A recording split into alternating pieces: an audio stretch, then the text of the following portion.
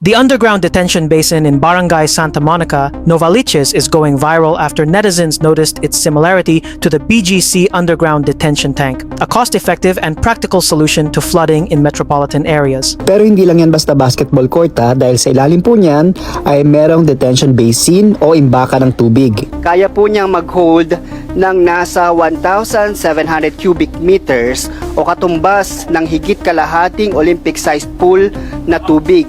The project, built beneath a newly constructed basketball court in Phase 3 of Palmera Subdivision, is designed to temporarily store rainwater during heavy downpours, preventing immediate overflow into nearby residential areas. In comparison, the BGC detention tank, located beneath Burgos Circle, is about 12 meters deep. Mayroong dambuhalang water detention tank na makikita po natin sa butas na ito. Kapag umulan sa BGC, dito muna naiimbak yung tubig, kaya hindi bumabaha rito. At pagtapos na ang ulan o tumila na ang ulan, ipapump out ito papunta sa isang creek na dadaloy naman papunta sa Pasig River. But did you know that President Bongbong Marcos proposed a similar concept on a much larger scale for Pampanga Province?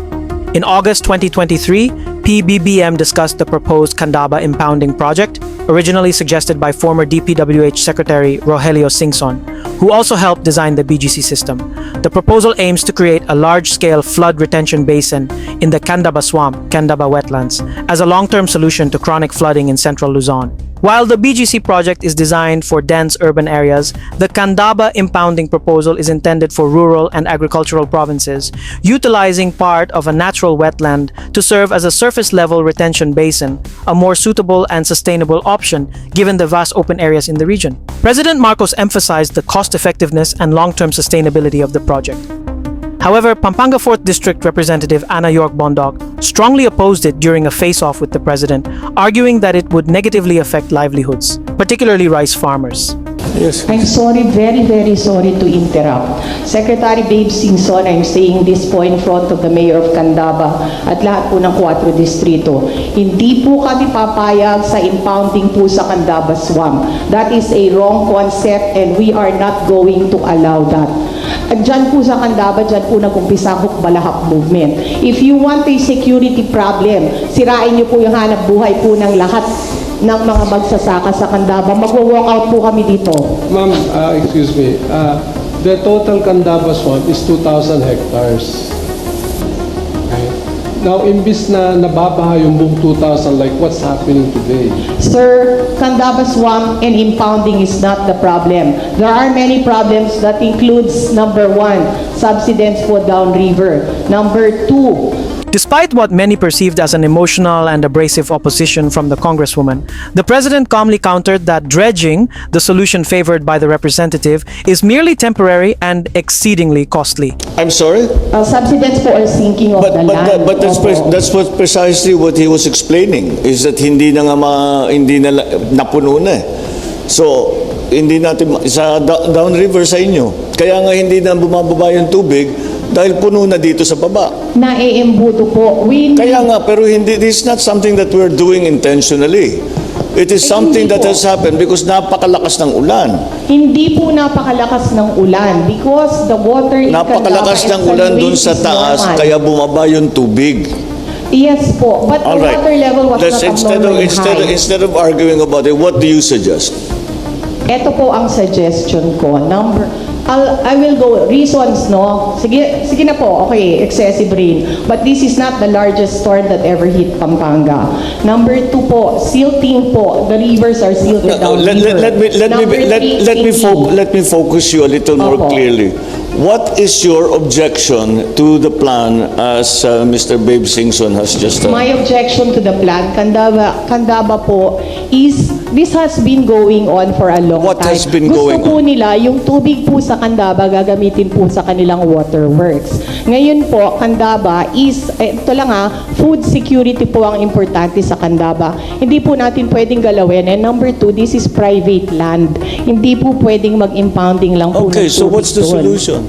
The solution po is to continue dredging, to check po on the flood control plan po of the Bulacan Airport to make sure makalabas po yung tubig. Having supervised and administered all these dredging projects all around the country, they are temporary. and exceedingly expensive. It later emerged that Representative Bondoc is expecting a loan from South Korea to fund the dredging project, raising questions about why a more expensive and short-term solution is being pushed over a sustainable, long-term flood control measure. Sir, meron po kaming Korean loan that's going to happen. So sana po matuloy po yun. Everywhere that we dredge, bumabalik din eh. Hukay ka ng hukay, tapos after 6 months, wala pang 6 months, puno na naman. Ang meron po namin is dredging with slope protection. That is the subject of our Korean loan. The siltation does not come from the slope. The siltation comes from upriver. Totoo naman po yun. It's upriver dahil nakalbo na yung mga bundok natin. So bumababa ang topsoil, and kahit na i-dredge mo, bababa pa rin yan. So that's the problem. You cannot continue to dredge. Number one, I will tell you, first, it is a very temporary solution. It lasts for, maganda na yung 4 to 6 months. Tapos magde-dredge ka ulit. Number two, napakamahal gawin.